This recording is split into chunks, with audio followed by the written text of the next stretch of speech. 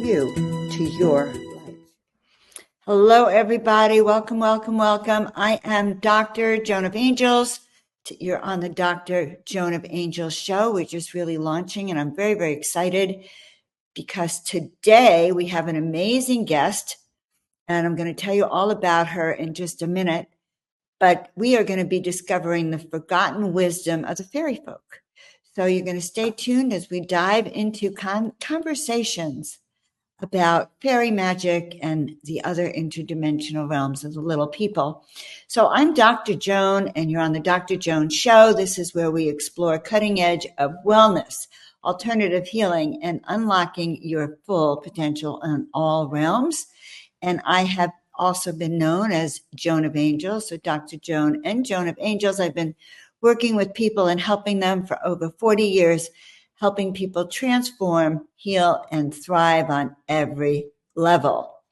So as I said, today we're going to be speaking with an amazing guest. Her name is Bernadette Wulf. And before I tell you about her, make sure you like, subscribe, and share this channel out with all of your friends, by the way. So let me tell you a bit about Bernadette Wulf, and it's spelled W-U-L-F. And she is a New Earth ambassador, sharing health, wealth, and fairy magic to uplift the world. She loves to create opportunities for people to tap into the New Earth reality, which is a reality of harmony, cooperation, and prosperity for all, the new Camelot. In the process of breaking through the confusion and angst of struggling in the old 3D matrix, Bernadette realized she had found something far more valuable than money or worldly success. That breakthrough led her to create courses, blogs, and tools to support the citizens of New Earth in their ongoing quest for vital health, abundant wealth, and the magic of the fairy realm, which is woven into the fabric of the new Camelot like silver threads of wonder. Bernadette is passionate about protecting nature, educating people about a healthy whole plant food diet, artistic creativity, graphic design, connecting seekers with the fairy realm, Celtic and Arthurian lore, writing, painting, and gardening. So she's just our kind of people. Hello, Bernadette. Thank you so much for being on the show. Hello, it's great to be here. Yeah, no, it's great to have you here. So I want to know how you got started. And I'm really interested in your School of Magic. It reminds me of my Harry Potter days. But how did you get started, like becoming Bernadette? Well, it's a long process, of course, but I've always been interested in magic in the fairy realm and all that kind of esoteric stuff. And I started searching as a teenager into all kinds of different esoteric traditions. And it wasn't until I was probably around 30 that I really got into the fairy lore and started doing shamanic journeys to the fairy realm. And well, what was that like to be in the fairy realm? Can you tell us a little bit more about it? well, I started taking workshops with different teachers, and the fairies that we contacted were not the little nature spirits, like the little winged pictures that you see. These are usually taller than humans. They're called the She in Ireland. They're very powerful beings that in the Irish tradition, they're also equated with gods and goddesses. So they're not just little diminutive creatures. They're very powerful beings who are on a slightly different dimension than we are. Interesting. So they're called how do you spell that? Sidhe. I have seen that word. How do you pronounce it? She, just sh, sounds like shee. Irish always spell things differently for some reason. Okay. And are they the same as the Elfins? Yeah, they can be equated with the Elvins. Yeah, They can be equated. No, I only asked that because once I came home, in fact, I was in my house in Marin. I came home, I had groceries in my hand, and I look up by the front door, and there's this tall elfin Ah. And I had never seen anything like that in person. Mm-hmm. And I mean, he was green. He had a green hat, just like the pictures. And he looked at me and I looked at him. We were both shocked. He couldn't believe I could see him.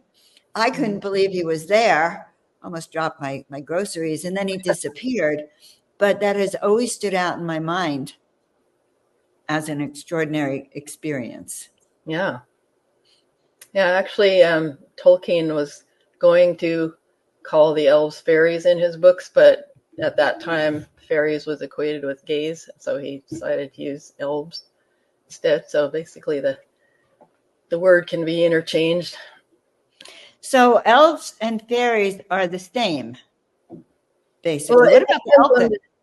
it depends on the definitions, because different places in the world define them differently. So you just have to trust your own experience of them, and Got it. So they'll tell you what they are. have you seen these Sheed?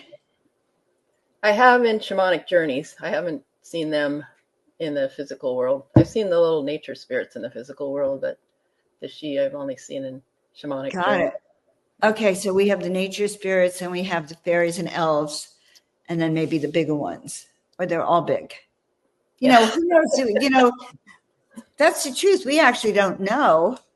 So what can you tell us about that kingdom? Well, it's like talking about the elves, or the fairies, the She. They have kind of gone through a similar path of evolution that we have, and they kind of branched off into their own sort of race, I guess you'd call it. And so they are sort of like our distant cousins, but they went to a higher dimensional reality. So they don't have as physical bodies as we do. They're telepathic, so they don't have to talk. They just know what each other are thinking. And everything is very harmonious because nobody can lie. They're not able to, hide anything. So their community is very cooperative and harmonious, and it's kind of like they're living in the new earth reality that we are trying to evolve to now. So they're actually more advanced than we are. In some ways, but in that split, they lost the emotional connection that we have. So they want to get back in touch with us and kind of rekindle that part of themselves, and we want to get in touch with them to rekindle the more etheric parts of ourselves, the more spiritual and harmonious, connected parts. And the magical parts, I think. Right, yeah. Well, that's so interesting. So how do you work with them? Like, what do you do, actually? I have a couple of guides who they come in now and then and give me advice about things, and they're very concerned with nature. They really want us to be stewards of nature and stop cutting down forests and all the pollution that we're doing. So, they're constantly prompting me to do things to help the environment. And then just reminding me that, life can be taken lightly. It doesn't have to be so serious. They like to play and dance and sing and, have a good time while they're doing their business. Well, they're on a different realm completely from down here on where we are on the earth, I think. So what do they teach you? Because I know that you talk about their wisdom a lot. So like what kinds of things do they share? Well, I guess the main thing is that we're all connected. And even though as humans, we have this thing about individuality, they're each individuals, like you can recognize their energy, but they're shapeshifters, and they can look one way, they can look one size or another size, or they can take on a different appearance. They can appear as an animal or whatever, because their form isn't as solid as ours. So it just kind of makes me aware that, there are realities out there that are much bigger than what most of us think is the limit of reality. You know what I mean? Yeah, no, I understand. I understand the whole realm of fairies, of trees, of nature. Is a different. Now, do you work with trees at all too? Yeah, tree spirits are very connected, especially with the elven realm. They're, they have their own wisdom, and they tend to live longer than people, and their energy is much slower and calmer. And when you connect with them, it's kind of like tapping into the wisdom of the universe or something like that. Right, right. They've watched the history of the planet. I Right, understand they're all connected with each other underneath, the ground. All their roots are connected, and that if one tree dies, the other trees try to support and keep the trunk alive, or they try to make sure they all get sun and water. They seem to have a cooperative harmony. right. That's the way And it is with the whole fairy realm, with like all the different levels of the beings. The nature spirits and the elementals and the fairies and elves. They're all cooperatively communicating all the time because they live in a telepathic reality. right, right, right, right, which we haven't developed here in our human society. Do you do you help people with that, like with connecting in those realms, or how do you work with people? Well, that's what I do in my workshops. We do shamanic journeys, and um, probably about half the workshops I do are visits to the fairy realm, connecting with different fairy beings and going to their healing temples. And I work with the fairies of Avalon, who do a lot of healing work, and take people there. And there's different places in the fairy realm where they're focused on different things. So sometimes we take journeys to, like across water to an island where the fairies are, working on helping agriculture or different things. Um, yeah, and I just do it as I'm guided in the moment. So I have a theme for the workshop, but when I do the guided journeys, I just let them speak through me and lead people on the journey. So I never know quite what's going to come come out Do you take people to those areas? physically or in Yeah, a. yeah. I mean, do you physically do retreats, say in Glastonbury, or I haven't done that, no. yet? Yeah, I don't know if I ever will, because I mean, I've been to Glastonbury and I love that town, but I don't feel like you need to go there to kind of connect with the fairies, because Mhm. the realm, there's no time and space in their realm, so it's right here. We're in Avalon right now. So it's a different dimension, a different frequency. So we just need to tune into that. Do you feel like you're in Avalon in your daily life, like all A the lot of the time? time. Yeah. So that's like your fifth D. Like some people say, well, I live in 5D. You Right. you live in the fairy realm. Yeah. I mean, we all do. It's just a dimension that's around us all the time. So we simply have to shift our energy or shift our consciousness to tap into it. It's kind of So, like connecting with the ancestors. They're right here, but we have to shift our consciousness to connect with them. right, or to see them or feel them. Right. Well, that day I came home from from shopping, I didn't have to do anything. That was the shocker. Yeah. Was like that I would never have asked to see an elephant. It would have been like Right. I would have wanted to see an angel or an ET, but didn't expect an elephant, but quite Right. delighted that he chose to show up. Do you well, this is just so interesting. I'm going to tune in for a second. When now you have a school of, I'm thinking the word is magic. All I see is the M over there. Yeah. Magic. Fay Hallow School of Magic. That sounds so British. Yeah. It's It does. It sounds a little British, what I'd expect in Britain. So, what do you teach in the School of Magic? Like, Well, I have a few courses. There's a foundation course, which is all about traditional Celtic magic, how to cast a circle, how to make a wand, how to, all the basic things, how to, the cross quarter and quarter days of the calendar, the Beltane and Samhain and all those, and how to celebrate those, or where they came from. And then the Hallows, which is Fairy Hallows, that's where the name came from. They're sacred objects brought to Earth by the Tuatha De Danann back way before history started. And these are the sword and the spear and the cauldron and the stone. And these objects appear over and over again in our lore, especially in the Arthurian legends. Mm-hmm. And they all have meanings that are connected with the directions and the days, the holidays. So it goes through that. And just your basic magical stuff that people learn when they when they start joining a coven or something like that. And then I have another course that's called Bridget's Path, where it's all about magical healing and working with the fairies, and Bridget in particular. And Bridget was one of the original fairies of Ireland. And then I have a Merlin course where it's kind of all about Merlin's mission to bring the new earth through Camelot into the human world.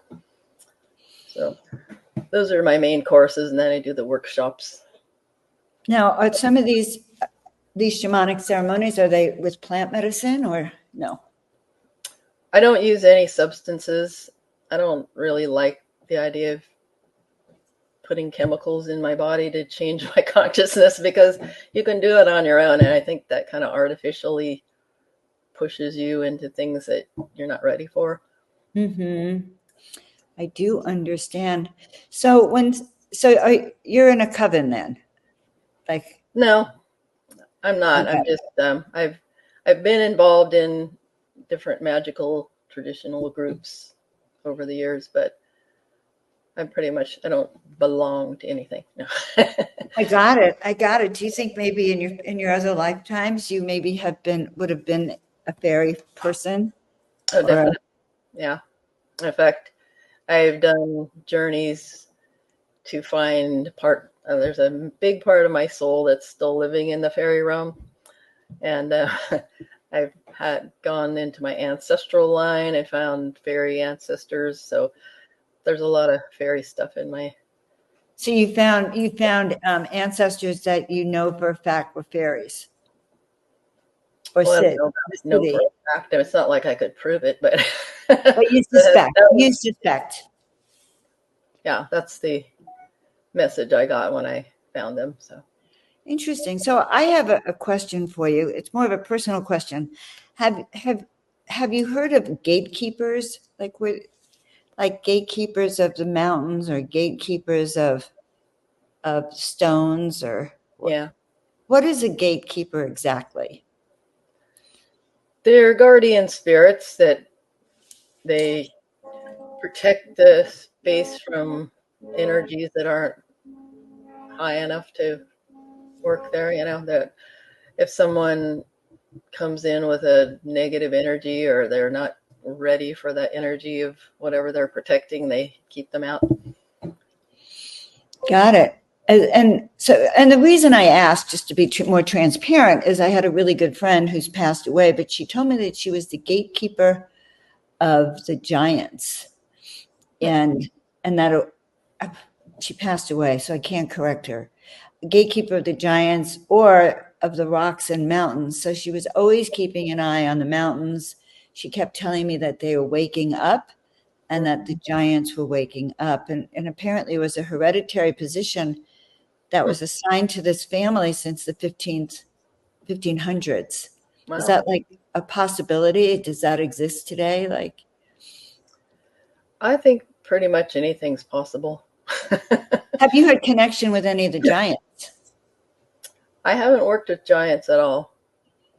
I know people don't really talk about the giants. There's a lot of pictures of the giants having been around in the early 1900s, though, and 1800s. Yeah, I'm sure they're out there. I think pretty much anything we can imagine is out there somewhere. Interesting. So what else do you want to share with us about what you do and the importance of your work? Well, the main thing I think is that we're all creating our reality. And that's one thing that I've learned from the fairies, that our vibration is attracting what we want. And in the fairy realm, it happens very fast. Like when they think of something, there it is, but in the human realm, it often takes us a while because we've got all these beliefs in there that are contradicting what we want.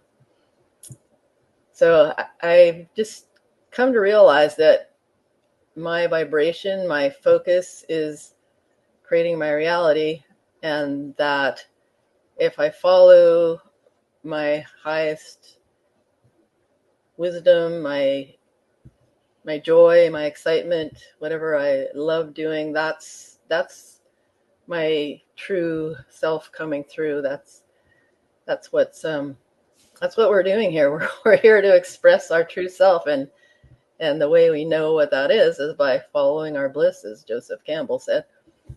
Right. Yes. Following our bliss, and the fairies seem to lead us in that direction. So, yeah. Are more and more people, do you think, waking up to the fairy realm as sort of existing? Like I talk a lot about angels, and I mean, it's about 70% of people believe in angels, or extraterrestrials, and I think that's extraordinary. Yeah, I think a lot of the religions have fostered belief in angels, but not in fairies. In fact, they kind of dissuaded people from thinking about fairies.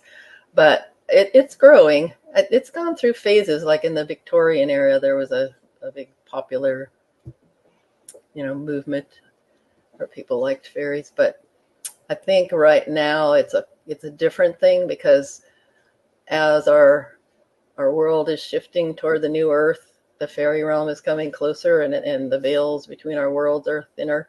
So more people are having experiences and kind of wondering, like, what is this other reality that's right here? Just basically a little vibration away. That is such a good point. It's a vibration away. And, I think, first of all, I think a lot of the quote, fairy tales, isn't that interesting? The word fairy tales, or the lore, were really true stories. I don't think the people back there were that creative to make up stories that are so real. They're stories about the fairies, the angels, the elves, just make it seem like they were right there with them. Right. And I think by labeling it a fairy tale, then they can sort of mock you or make fun of you for believing that it might be true. Yeah. And even if it's not true on a physical level, it is, it rings true on a higher vibrational level. So, they're tapping into a different reality than most people are living in. Right. And also, I mean, it is interesting because we experience so much inside our own consciousness. Like, you're doing the journey, but it's inside your consciousness. You're seeing them as real and lifelike inside here. Right. Not so much in the outside world. And so that too is different. Like, I mean, I've been in a lot of UFO discussions, and, they talk about the galaxy, and it's sometimes in your own head. You see it, you travel, not out in the other world. And it sounds like the same kind of energy with the fairy realms. Well, in a sense, everything's in your own head. I mean, it's all a reflection of who we are that we're seeing around us. Right. I mean, I've been listening to Bashar lately. Do you know who he is? Yes, of course. And he talks about it all being one being, but we're just looking at everything from different perspectives. It's hard to get my head around it, but it's fascinating to think about. All of this stuff with consciousness and the different timelines is very fascinating. Yeah. I get lost when I think about time now. Because for me, time is like linear like this, but now I understand you could stack time.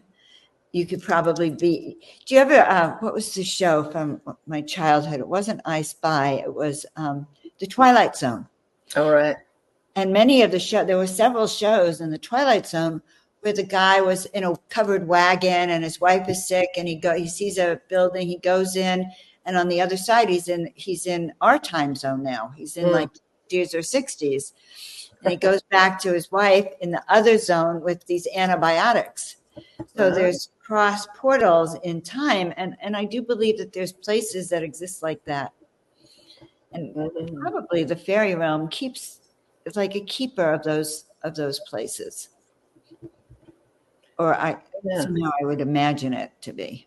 Yeah, I don't know how they would see it, but I mean, I think they see time more as happening all at once, whereas we spread it out, like in a long line.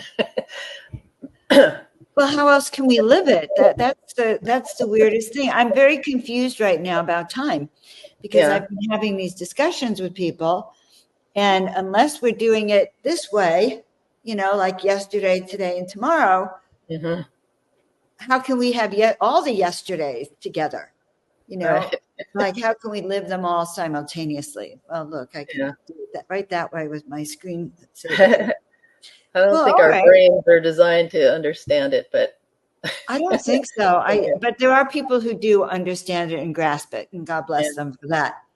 So anything else you want to share with us today, Bernadette, or share about your work, what you're promoting now? The thing that I'm creating at the moment, I'm almost ready to launch, is a membership where I'm going to have, for my Fae Hallows School of Magic, where I'm going to be doing all my workshops through the membership from now on. And I'm also going to be doing a full moon and a new moon ritual every month. And then on the quarter and cross quarter days, we'll be having visits to either the fairy realm or the mythical realm, mythical path working, and visiting Arthurian legends and stuff like that, exploring those. So it should be fun. Fascinating. It sounds fascinating. As one who has loved all those realms and the Arthurian, I don't know if you call it a myth or reality or realm, and the Avalon priestesses. I mean, I've studied that. I love that energy. And when I was in Glastonbury, I could see little things out of my eye, the corner of my eye. As you walk up to the tour, you can feel energies everywhere. Yeah. And you can absolutely feel it. So you're doing a lot. You have a lot to offer. Is this so if people are interested in working with you, is that where they'd go? Healitall.com? That's my energy healing website. Do you have another website? I've got a bunch of them. You can go to faehallows.com for my magic school stuff. I've got wolfworks.com, which is like a portal site that has all my different websites on there, so they can see an overview of everything I've got going on, which is a lot. I see it right here. Wolfworks. You have the Celtic Mystery School membership. You have free rituals to make your life more magical. And you also have the plant-based diet. So do the fairy realms work with mostly plant-based diet? They are very protective of animals and the environment, and they like to promote plant-based diets, just because it's a kind of a lighter vibration, and it protects the animals that they love, and they're just kind of in favor of that, I would say. I love it. No, I love it. This has been wonderful. Anything else you want to share? Any message from the fairies for us? Well, what they often say is lighten up. I love that. Lighten up. Have fun. Yes, you can leave us with lighten up. We are way too serious as a species these days. Way too serious. Life is meant to be joyful and fun, and just not get down in serious work all the time.